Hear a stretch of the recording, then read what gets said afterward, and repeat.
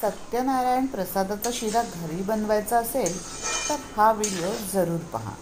1.25 kilo रव्याचा आज आपण शिरा बनवणार आहोत। गाईचं तूप, जाडा रवा, साखर सर्व 1.25 किलो, 9 केळी आणि ड्रायफ्रुट्स, 3 लिटर दूध आणि 1.25 लिटर पाणी एकत्र करून गरम केलं आहे, केशर आणि 3 टेबलस्पून वेलची पावडर। मोठ्या कढईत 1 किलो साजूक तूप घ्यायचं। तूप गरम झालं की त्यामध्ये रवा घालून घ्यायचा आहे। गॅस मंदाग्नीवर ठेवून हा रवा आपल्याला खमंग भाजून घ्यायचा आहे। साधारणतः 30 मिनिटं आपल्याला हा रवा भाजायला लागेल। गॅस लहान मोठा करत रवा भाजायचा आहे। जितका रवा खमंग भाजणार तेवढाच प्रसाद एक नंबर बनणार। रवा परतवता परतवता आता साधारणतः 15 मिनिटं होत आली आहेत। आता आपण ह्याच्यामध्ये राहिलेलं तूप घालून घेऊयात। ह्या तुपामध्ये ड्रायफ्रुट्स घालूयात, काजू, बदाम, चारोळ्या, बेदाणे।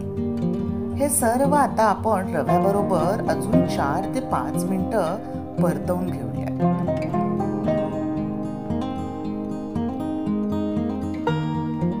ह्यामध्ये कापलेली केळी घालून घेऊया। केळी रव्याबरोबर मिक्स केली की आपला रवा फुलून येईल।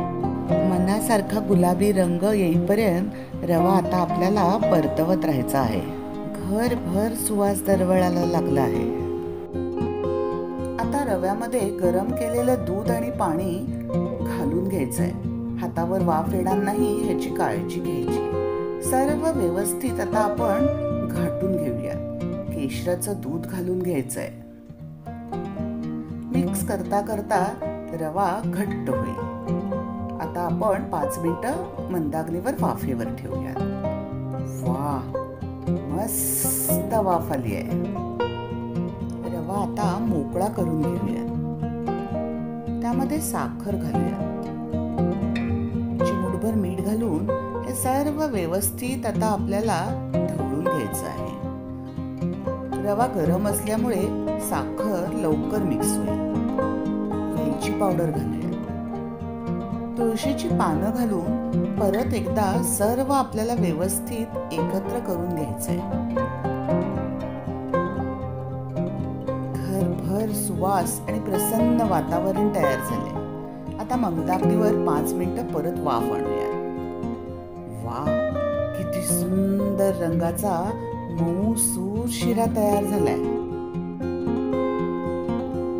प्रसादावर एक तुळशीपत्र ठेवूयात। हा शिरा जवळजवळ 100 माणसांना प्रसाद म्हणून द्यायला पुरतो। मला 35 जणांना वाटायचा होता म्हणून मी 35 डबे तयार केले आहेत। नक्की हा प्रसाद घरी करून बघा। व्हिडिओ आवडला असेल तर चॅनलला लाईक, शेअर, सबस्क्राईब करा। धन्यवाद।